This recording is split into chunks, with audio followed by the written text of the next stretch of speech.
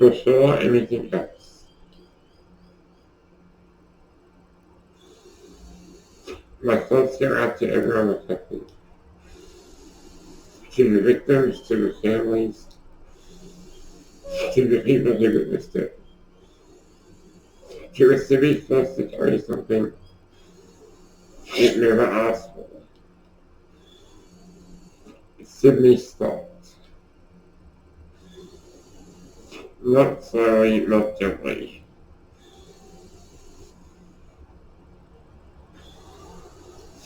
One moment life, the next fear. An act of terror tore through the ordinary rhythm of a city just living its day. People around, people hid. People ran for years they hoped could make sense.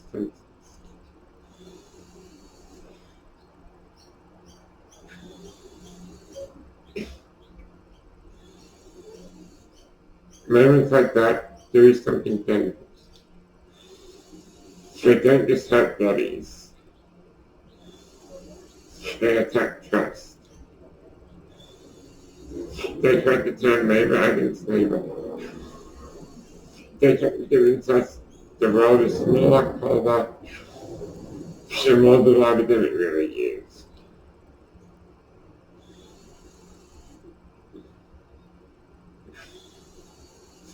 But they don't get the final word. What terrorism wants. Terrorism feeds on fear. It runs silence in public places, suspicion in everyday moments, distance between people who were never enemies. It wants us isolated. And if we're not careful, it succeeds. Not just through violence, but what we do after. Who we blame, who we shut out, who we stop listening to. The real fight isn't just against violence, it's against division. How people responded. But something else happened in Sydney. People checked on strangers. Communities reached across lines that usually kept them apart. Differences were paused, not erased, but put into perspective. Fear didn't disappear, but it didn't win.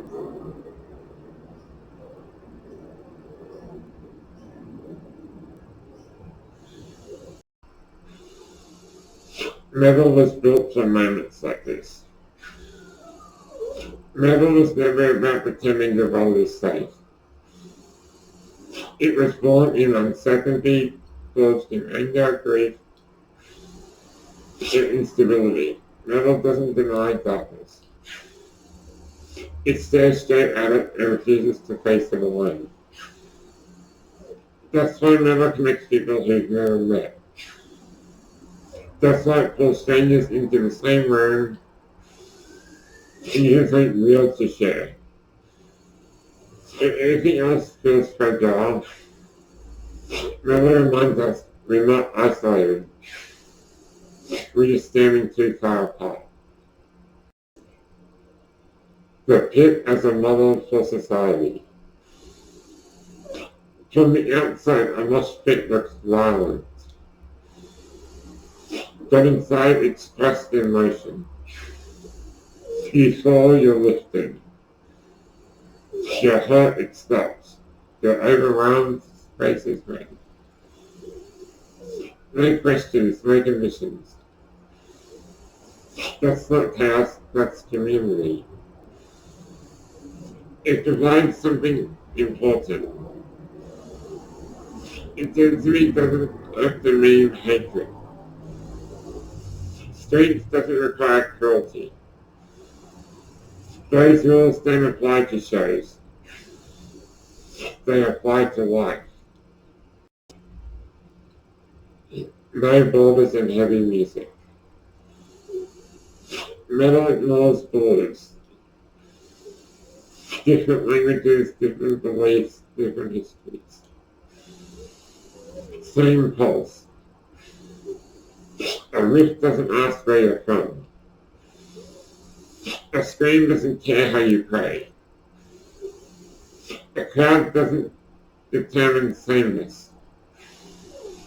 Only presence. In a world trying to fracture itself, Noah remains stubbornly unified. That alone makes it powerful. Refusing to let hate decide. After you text that to me, fear tries to rewrite us. It whispers that safety comes from separation. That unity is weakness. That anger needs a target. Never reject that lie. Never says, feel your anger, but don't weaponize it.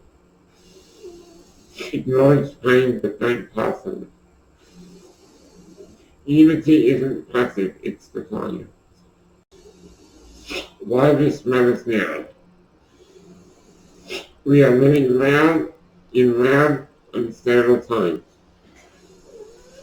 Everyone's angry, everyone's tired. Everyone's being pushed to pick a side.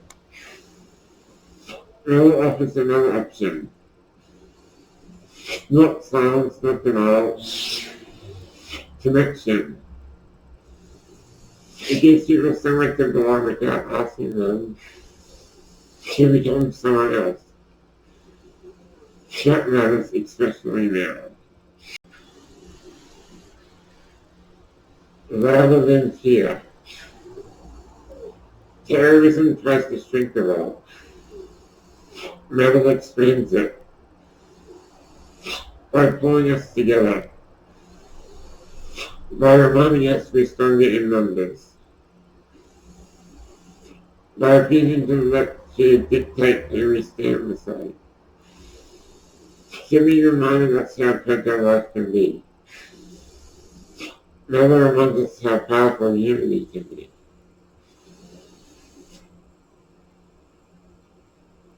We are louder than fear, stronger together.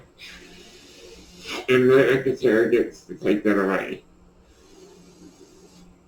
United by wish, standing together at full light.